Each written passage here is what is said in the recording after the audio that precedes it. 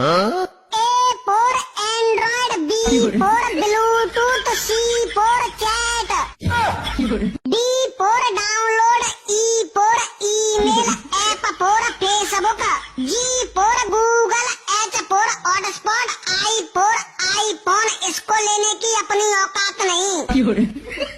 J for जियो की SIM, K for keyboard, L for laptop, M for messenger, N for number नहीं दूंगी, O for opera mini, P for play store, Q for QR code, R for RAM, S for screenshot, T for Twitter, U for USB, V for video, W for wifi, X for एजेंडर, Y for YouTube, Z for जिंदगी झंडा।